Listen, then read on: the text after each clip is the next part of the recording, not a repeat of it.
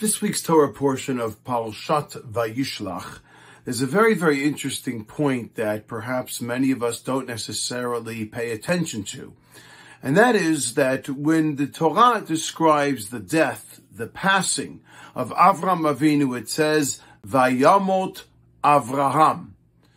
Death first, Avraham afterwards. But in this week's Torah portion, when it describes the death, the demise, the passing of Yitzchak, of Isaac, our forefather, it says, Vayigva Yitzchak Vayomot.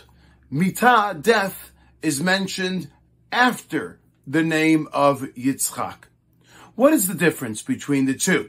Rav Moshe Feinstein points out a very interesting point, and that is, when it comes to Avraham Avinu, Yishmael, one of his sons, did tshuva, repented, so to speak, returned to the source of God while Avraham was alive. And therefore the Torah first says, Vayamot Avraham. There was death, and Avraham was the one who died. But by placing the word or the name Avraham after the word death, the Torah is confirming that even after death, Avraham, the legend, the legacy, the forefather, the patriarch, remained very much alive because of the fact that his children continued to subscribe and to adhere to the traditions and to the teachings that their father or grandfather or great-great and so on and so forth, Avraham, passed on to them.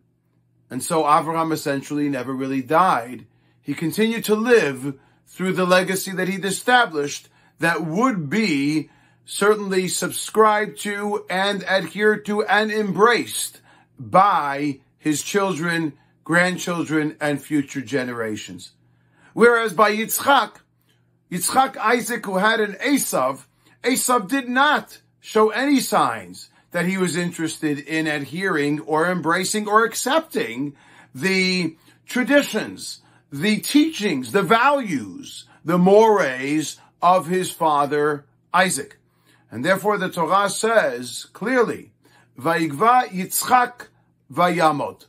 Isaac died. After Isaac, there was death.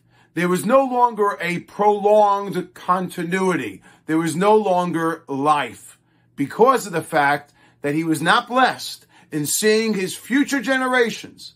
Certainly through Jacob, yes, but not through Esav. And for that reason, he was essentially lost. He was dead physically and dead spiritually as well. And this significant message is important for us, and certainly someone, chas v'chalila, no one should ever know, but someone like myself who knows a death of a child every single day, how important it is and how pertinent it is, the message that could resonate for us. And that is that a person can physically die, but if future generations embrace their spirit, embrace their traditions, their values, their teachings, then they continue to live. And this is really what we hope through all of the things and all of the various practices, teachings, values, lectures, presentations, activities, and various things that we certainly promote through our organization, that we hope that message resonates through and via the spirit of Gila. Gila may physically not be here, but that doesn't mean that she is no longer alive. Her tradition, her value, all of the various beauty and the various tremendous attributes and qualities that resonate with the stories that continue or that are still told about her and that still impact the people around her, allow her to continue to live. Vayamot Avraham. She is dead physically, but very much an Avraham that continues to spiritually resonate and continue to travel and remain very much alive in each and every one of us. So it should be. May we embrace those values and continue to preserve her life even after her death. This is the Torah way, it is the Parsha way, and it always will remain the Gila way. Shabbat Shalom.